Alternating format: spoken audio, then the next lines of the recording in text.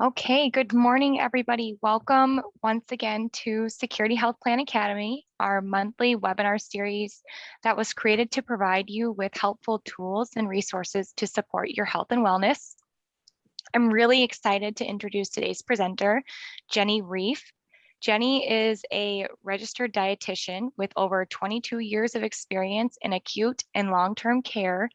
She has extensive experience working with patients with end-stage renal disease who are on dialysis. She has a passion for educating her patients and helping them maximize their quality of life through nutrition. For today's webinar, Jenny is going to examine the role nutrition plays in the prevention and management of chronic disease. She'll also share with you how your diet choices can help reduce chronic inflammation. But before we get started, I do want to remind today's participants that you are welcome to submit questions or comments via the chat feature, which is found at the bottom of your screen. Jenny and I will try our best to answer every submission during today's live event. But if for some reason we are unable to answer your question or comment, we will include our response in the follow-up email, which is scheduled to be sent later in September. And with that, Jenny, I think we can go ahead and get started. Well, thank you, Ashley. Thank you so much for the introduction and for this opportunity today.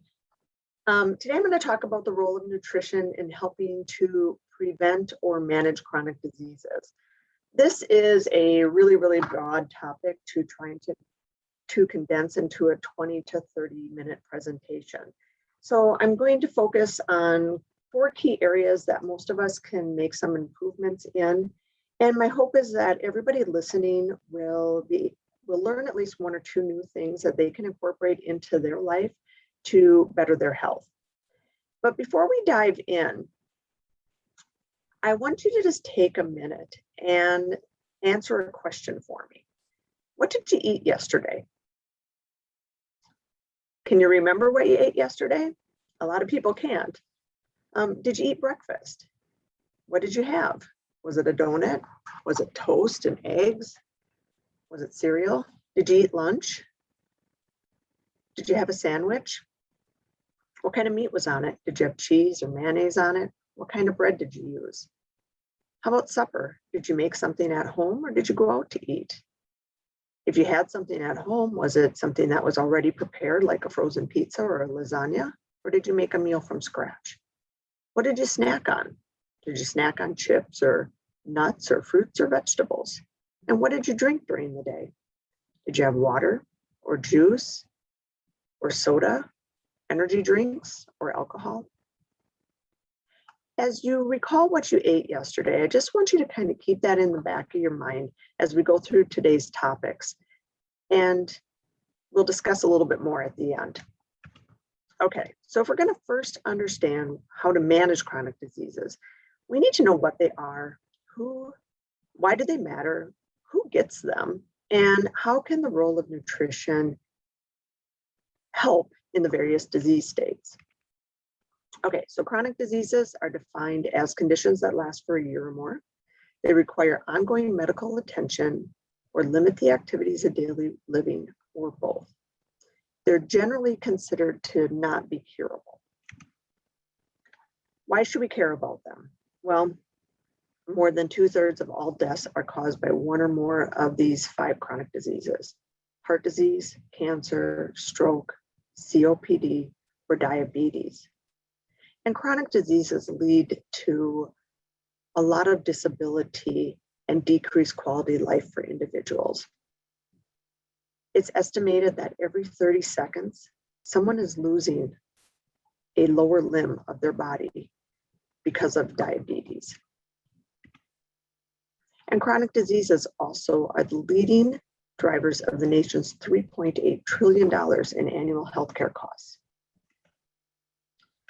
According to the CDC, 6 in 10 adults in the United States have at least 1 chronic disease, and 4 in 10 adults have 2 or more chronic diseases. And about 50% of older Americans have 3 or more chronic diseases, and the numbers tend to go up as we get older. The rate of chronic disease diagnosis is increasing across all age spans, and it's partly due to the obesity epidemic. It's estimated that 242 million Americans are overweight or obese. And those statistics are prior to the pandemic. We know that things have gotten a lot worse in the last year and a half or so. 130 million are diabetic or pre-diabetic. And there have been massive increases in the rates of Alzheimer's disease, dementia, autoimmune diseases, and certain cancers. So odds are that if you do not have a chronic disease yourself, somebody that you care about does. Out of the most common chronic diseases that plague us, we can narrow down to a pretty small set of risk factors. These risk factors are modifiable. That means that we have some control over them. And they're the same in both men and women. They are tobacco use and exposure to secondhand smoke, poor nutrition, and lack of physical activity. And I would also add in here excessive alcohol use.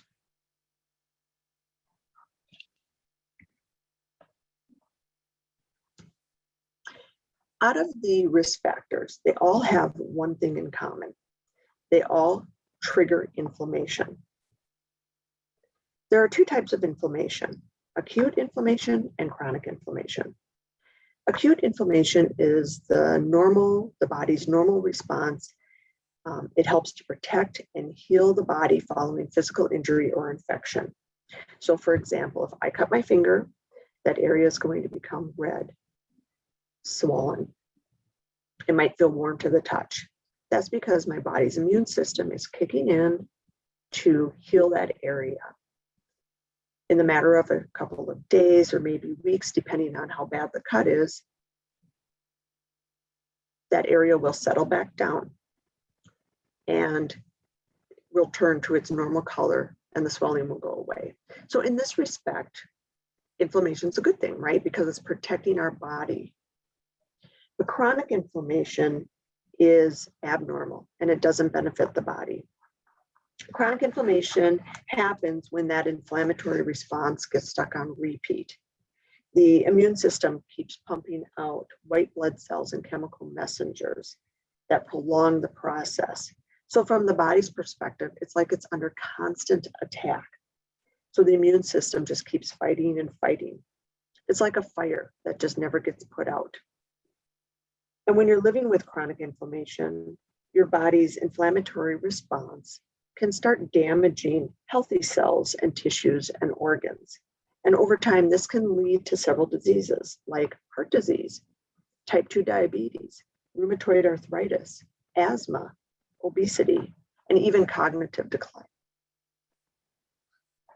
So one of the best ways to reduce inflammation is to be more mindful about what we're eating. But figuring out what to eat can be really confusing with all the competing information that's out there. Should I eat a keto diet? Should I have gluten-free? Should I be high protein, low protein, high fat, low fat? The list goes on and on. But here's what we know. Everything that we put into our mouth affects the body. There are foods that promote health, just as there are foods that diminish health. And when it comes down to it, the foods that best fight inflammation are whole, unprocessed foods that are high in nutrient quality. Research shows that good quality foods combined with regular exercise and adequate sleep can increase our energy, improve our mood, increase our inflammation, improve our blood sugar control, improve our blood cholesterol and triglyceride control. And when we eat high quality foods, we tend to feel more satisfied and eat less. And therefore, it can potentially help us lose weight. So out of the 4 steps that I want to focus on, step 1 is loading up on fruits and vegetables. Less than 1 in 10 adults get the recommended 5 servings of fruits and vegetables a day. Less than 1. Fruits and vegetables contain an arsenal of vitamins and minerals and plant compounds called phytonutrients that can help prevent and attack chronic inflammation. Many are loaded with antioxidants, which have anti-inflammatory compounds and help to reduce disease risk. All fruits and vegetables have some beneficial effect, but as a general rule, the darker it is, the better it is for you. So for example, a sweet potato is going to be a better option than a white potato. Spinach is going to be a better option than iceberg lettuce. You want to aim to fill half of your plate with fruits and vegetables at every meal and every snack. We want to limit the uses of juices. Juices are fruit that are stripped of their fiber and nutrients. They really don't have as much beneficial effects as eating that whole fruit does. When we're thinking about planning our meals, consider using a tool like Mayo Clinic's 1-2-3 approach, which is have 1 serving of fruit or vegetable at breakfast, 2 at lunch, and 3 at supper. But produce can be expensive, and we live in Wisconsin and don't always have access to great produce.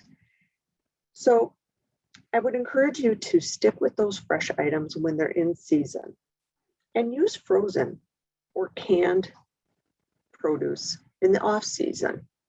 Make sure it's canned in its own juice or canned without salt added. Or consider using delivery services like Misfits Market or imperfectfoods.com. These are companies that take that blemished or misshapen produce that the grocery stores don't want to buy, and they sell it to you and I at significantly decreased cost.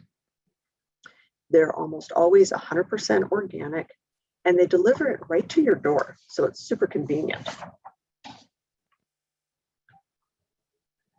We also want to choose healthy fats. Back in the 80s and 90s, America was on a low-fat craze. And so manufacturers started making man-made fats like margarines and trans fats and hydrogenated fats. Well, fast forward 20 some years, and what did we learn from that? Well, we learned that all fats are not equal. Some fats promote inflammation in our body, and some fats help to fight inflammation in our body. The reason why this is how those fats are made. So when manufacturers take our agricultural items like corn or soybean, and they make them into oil, they have to use really high heat and high pressure and chemicals to extract the oil from that product. When they do that, it changes the fatty acid composition of the oil, and it makes them more inflammatory. So instead, we want to choose oils that are cold pressed. Things like extra virgin olive oil or avocado oil. Be careful when you're buying these oils. We want to make sure that that olive oil is actually extra virgin. If it says virgin or doesn't say anything at all, then it's often made with a combination of cold pressed and processed oil. So it's not quite as good for you. Avocado is one of my favorite oils to cook with. It has a very neutral flavor, and it tends to handle heat a little bit better. So I use it to pan fry or to saute vegetables, things like that. Almond, walnut, and flaxseed oils are great oils to use too. They're best to be used as a finisher, like drizzle them over vegetables or on whole grain breads. They don't stand up to heat very well, so they're not real great in cooking. And consider trying ghee. Ghee is a clarified butter. It is loaded with vitamins and antioxidants. And if you buy the grass-fed ghee, it's high in omega-3 fatty acids, which are known to help fight inflammation. We also want to be eating foods that contain good, healthy fats. Things like wild-caught salmon or salmon roe, mackerel, trout, anchovies, sardines, and tuna are all great sources of omega-3 fatty acids, which we know can help reduce inflammation. Unfortunately, about 90% of the products that we find in the middle aisles of the grocery stores, where the processed food is, contain one or more of those agricultural fats like that corn or soybean oil. These products tend to be high in omega-6 fatty acids. Now, omega-6 fatty acids aren't bad guys as long as they're consumed in a healthy ratio with omega-3s. But in our American diet, our intake of omega-6s far outweighs our intake of omega-3 fats. The goal is we want kind of a 1-to-1 ratio, and in reality, our typical diet tends to be more like a 25-to-1 ratio. So how do we improve that? How do we get better balance between those 6s and those 3s? Well, we want to limit those vegetable oils and products that contain them, like a lot of salad dressings, margarines and mayonnaises, a lot of crackers, things like that. We want to work on incorporating more seeds into our diet. Things like chia seeds and hemp seeds or flax seeds are great sources of omega-3 fats. So is soy and tofu. Nuts, olives, and avocados are great sources of monounsaturated fats. And if you're going to eat beef, buy the grass-fed varieties. It tends to have a better ratio of that omega-3 to omega-6s than the grain-fed varieties do. Step 3, we need to learn to like less sugar. 10 years ago, sugar wasn't added to everything that we eat. It's something that we had at a special occasion or as a treat, but that is not the case anymore. Out of the estimated 600,000 food products that are available in our grocery stores, 74% of them have added sugars. Why? Why are we putting so much sugar in our food? Well, did you know that there are only 10 companies that control 90% of the food distribution and marketing? 10 companies. And guess who they are? Guess who some of the big players are? Pepsi, Coca-Cola, General Mills, Kellogg's, Mars. And the reality is, the sweeter the food is, the better it sells. And it's really easy to be misled by the clever marketing in this processed food industry. They label so many foods as healthy when really they have a lot of sugar in them. Like, for example, yogurts. A lot of yogurts have more sugar in them ounce per ounce than Coca-Cola does. Things like granola bars and pasta sauces and cereals and peanut butter and barbecue sauce and ketchup and salad dressings can be loaded with sugar.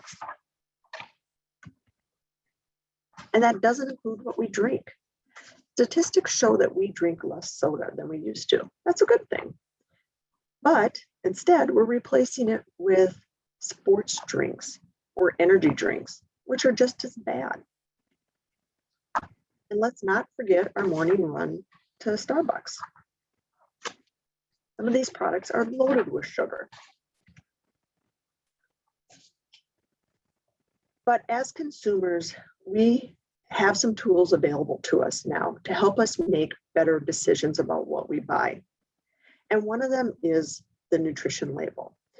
In January of last year, the new nutrition labels rolled out, and they've have some really positive changes on them. For one, the calories are in much bigger font and they're bolded. So it's a lot easier to identify how many calories are in that product. The serving sizes are much more realistic than they used to be.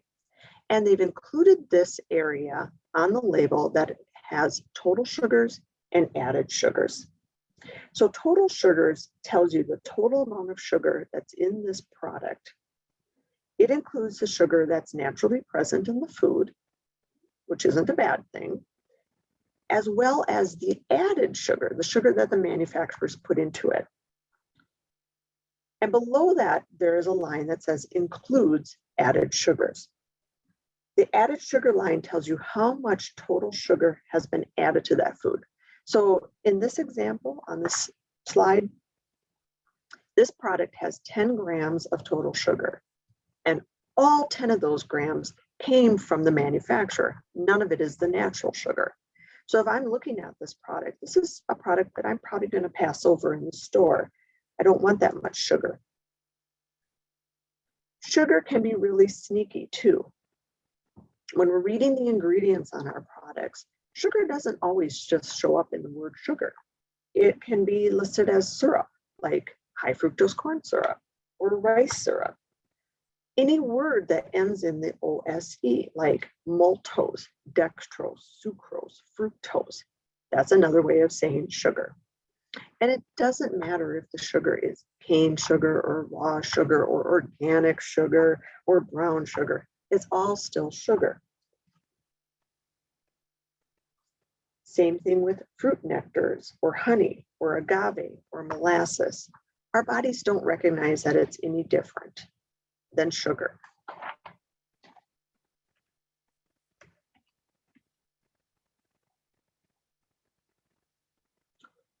Sugar provides no nutritional value at all.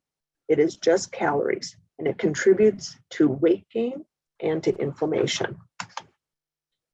The American Heart Association recommends that men consume no more than 9 teaspoons of sugar a day, or about 36 grams, and women should aim for 6 teaspoons, or about 25 grams of sugar a day.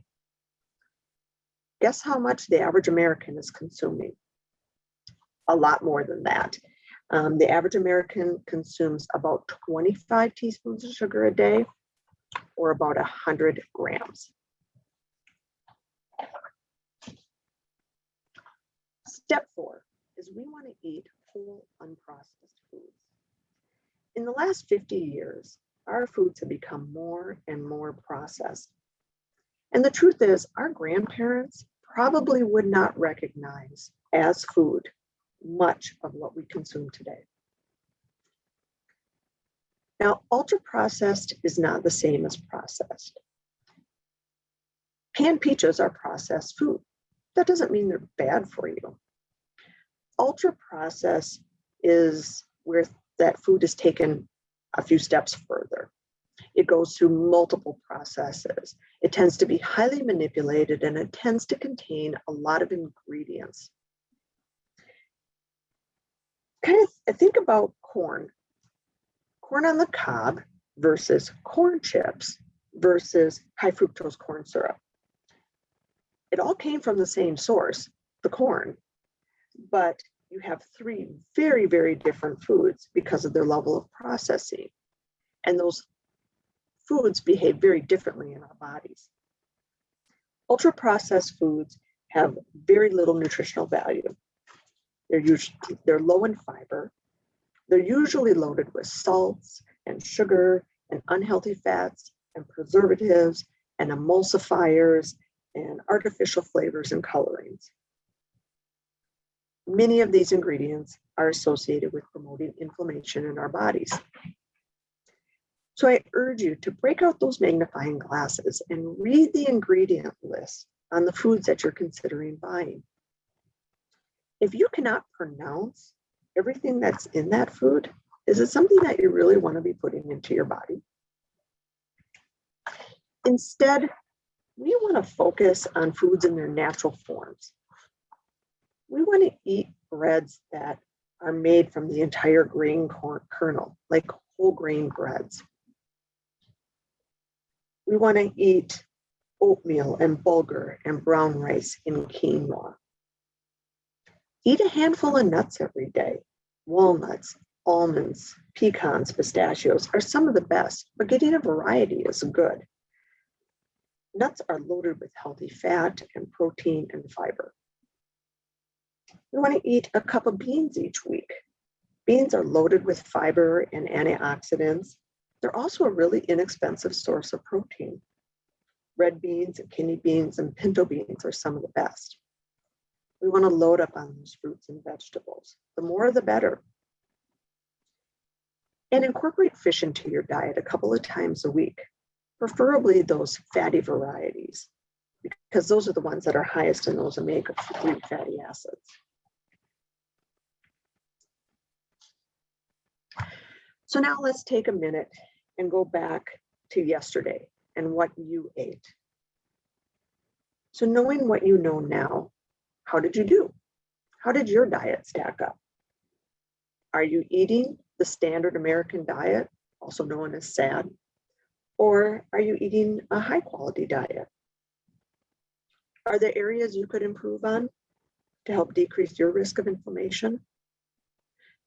The truth is, most of us could do better, but change can be really overwhelming. So I encourage people to start with one goal at a time.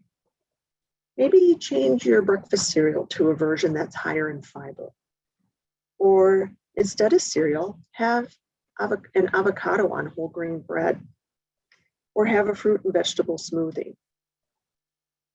Instead of white rice or white bread, use quinoa or whole grain breads. And begin reading labels and choosing foods with healthier fats and less added sugar. And when in doubt, model the Mediterranean. The Mediterranean diet focuses on socialization and activity. It emphasizes fruits and vegetables and whole grains and beans and legumes and herbs and spices. The primary protein source is going to be from fish and seafood. Moderate amounts of dairy and poultry, and meats and sweets are more of a treat than something that's consumed on a regular basis. In the speaker notes, I've included handouts on the Mediterranean diet that includes some sample meal ideas as well as recipes. There's handouts on how to get more omega-3 fatty acids into our diet, tips on how to eat less sugar, and also the Mayo Clinic's diet 1-2-3 approach to getting more fruits and vegetables. So to conclude, I think Jamie Oliver sums it up best. Real food doesn't have ingredients. Real food is ingredients. And we need to start eating more real food again. So I want to thank everybody for the engagement and for all of the questions that were sent in ahead of time. So Ashley, how are we doing on time? Yes, first off, that was an awesome presentation. I think there were so many takeaways on this topic. I do have a few questions that I'm wondering if you might have time to answer. We have about 2 minutes left, but maybe we could go just a few minutes over if you don't mind. Sure.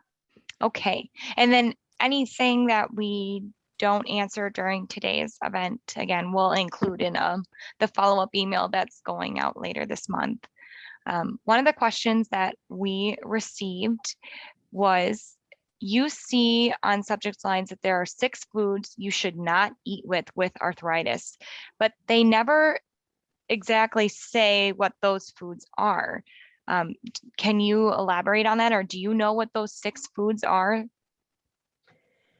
Yeah, there's I don't think there's any magic 6 foods that you should stay away from. That's because there's not a one size fits all diet. All foods can fit into a healthy diet. It just depends on how much and how often you consume them. I would really focus not so much on staying away from any particular foods, but focus on getting more whole grains and nuts and seeds, lots of produce and those healthy fats in, and make sure you're getting adequate fluid intake and limit the sugar, salt, and ultra processed foods and red meats and alcohol like we talked about. Great. Another question that we received, I am cooking for a type 2 diabetic that is also interested in heart healthy meals. Those concerns, coupled with a desire for weight loss, is really limiting our menu. Baked fish and green salad is delicious, but what else can you suggest? Yeah, it can be hard to marry the various diet recommendations together for the various disease states. I would really encourage you to just to do more research on the Mediterranean diet. The Mediterranean diet has been around for a really long time. It's been extensively studied, and it is the eating style that most of us should aspire to. So As I mentioned before, there's a handout that included in the speaker notes that gives some meal planning and some recipe ideas. And also just get on the internet and do more research and look for more recipes that kind of model that Mediterranean approach to eating. Great advice. I had another question that was submitted that said, could you address how to lose weight while eating a low oxalate diet? Oxalate diet. I don't know if I'm saying that word Diet, correct. yeah. Yes. It Yeah. says, Some people are advised to eat a diet low in oxalate if they have been determined to have kidney stones that are calcium oxalate kidney stones. The first thing I want to say about the kidney stone diet is that there's not a one size fits all for that either. There's several different kinds of kidney stones that people can develop. Calcium oxalate and uric acid stones are two of the most common ones that affect people. But the diet really, really needs to be individualized to the type of stone that you have, to your individual lab values, and to your pH value. With any kind of kidney stones, we really want to make sure that you're getting lots of liquids in. I would encourage you to work with a urologist or a nephrologist, a kidney doctor, to help determine what is the best diet and treatment plan for you. I would also refer you to the National Kidney Foundation at kidney.org. They have great information on kidney stones and kidney diet information. But in terms of losing weight, I believe your question was some high oxalate foods help to boost metabolism. And that may be true. There are a few foods out there that do have a minimal amount of positive impact on our metabolism, but it's not enough to make a difference in weight. Instead, you really just want to focus on getting that high quality foods that fill you up. That's what's going to lead to more weight loss. so we had another question that was submitted that also had to do with kidney stones. So here is that question. I am a 61-year-old male. I have type 2 diabetes. I also have had kidney stones in the past. Recently, I had a stone that required surgery with a stent. In between finding out the results of the stones, I had a visit with our local dietitian. She explained what to eat and what not to eat. She gave me the information on foods to eat and avoid. It seemed easy enough until days later, I had a visit with the nurse about my stones. Lo and behold, I have calcium. How do you say that word? Oxalate? Oxalate, yeah. Oxalates, oh gosh, stones. They gave me all the information on what I should and shouldn't eat. Many of the fruits and more of the veggies I have been eating are high in oxalates. It complicates figuring out what I should eat between the two problems I have. I am supposed to drink a ton of water and liquids daily. I have also looked online for foods low in oxalate / menus to only find conflicting foods between websites and info received from the dietitian. And his question is, where can I find a list of foods that I can or shouldn't eat that is actually trustworthy information or probably a strong resource? Oh, that is such a great question and pertinent to so many disease states, right? Because if you get out onto the internet, you can find information on anything, and some of it's good and some of it's not good at all. So how do you know if you're going to a reputable site? For the kidney stone aspect of things, I would refer you more to the National Kidney Foundation. That website is www.kidney.org. They have a lot of great information out there about kidney stones, the kidney stone diet, the different types of kidney stones that affect people, and how to best manage your food intake for those various kidney stones. And the final question that I want to ask today is from two folks. They said, I have a hard time managing my INR. I'm not sure what that is, but maybe you can elaborate. And taking warfarin. Coumadin. Yeah. Gosh, who knew I was going to struggle with all of these terms today? I'm so sorry. Thank you for everybody for bearing with me. For AFib, I monitor it weekly along with a nurse manager, but I struggled to keep it in range. All the good leafy veggies and medications and an occasional glass of wine play havoc. Is there any way to stay on an even keel?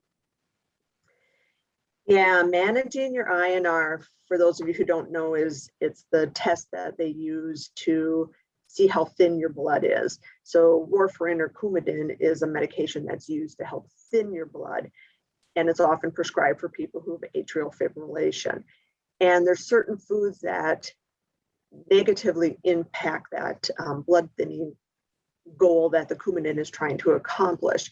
So there's a lot of confusing and misleading information about the dietary choices when you're taking warfarin. We know that we need to be mindful of how much green leafy vegetables we're consuming, so like spinach and kale and those types of things. We also need to be careful with cranberry juice. But it's not that you can't have those things. It is that you need to have them in consistent amount. You don't want to go from not ever having spinach and then pigging out on a big spinach salad. Consistency is really the key to keep things on an even keel. But even with knowing that, that can be a real challenge. So I would encourage you to continue to work with your healthcare providers. And if you're just not getting good results, if your INR is all over the place, maybe it's time to have a discussion with your doctor about alternative blood thinners. There are a lot more on the market than there used to be. And many of those do not have those dietary interactions like warfarin does. Great. And I have one more. Is that okay? Can I? Yeah, that's fine with one me. more? Okay, wonderful. So the last question that I received was, hi, I've heard that eating gluten is probably not a good idea to eat no matter what your health, and that anything from grass or seed would be a culprit, including rice and corn. How about quinoa? I think you kind of touched on quinoa a bit during the presentation. Yeah, I figured a gluten-free question would come up because gluten-free is a hot topic right now. Rice, corn, and quinoa are all gluten-free. It doesn't matter how they were grown. They are all gluten-free. So you can feel safe in eating those products as long as they're processed in plants that haven't been processing wheat-based items. So a gluten-free diet is medically indicated for people who have celiac disease. Celiac disease is an autoimmune disease that affects the way our bodies handle the protein that's in a lot of wheat, the gluten. And so people who, if you eat gluten and you have celiac disease, it can damage your small intestine. The thing is, celiac disease isn't very common. About 1 in 133 people in the United States have celiac disease. Some people can have the gluten sensitivity without being a true celiac, but even that does not account for a large percentage of our population. However, when you look in the supermarkets, gluten-free foods are all over the place. And people often think that they are healthier options than standard grain products. However, that's really not the case. Considering that many gluten-free foods are made with starches like tapioca or potato flour or white flour or cornstarch, all of which contain virtually no fiber or protein. And many gluten-frees are processed with that unhealthy fat and a lot of sugar. So unless you truly have a medical reason for following a gluten-free diet, I personally would not waste my money on it. It's oftentimes just not a healthier option. Okay, well, I don't have any other questions that were submitted. With that, I think we can go ahead and wrap it up. But thank you so much, Jenny. That was so informative, an awesome presentation. And if anybody on today's call does have another question that they would like to share with Jenny, you are welcome to email us or contact us. We have a place on our event page where you can go ahead and submit questions or any comments or suggestions you have for our series. So yeah, with that, I think we can sign off. Thank you, everybody. Thank you. Bye.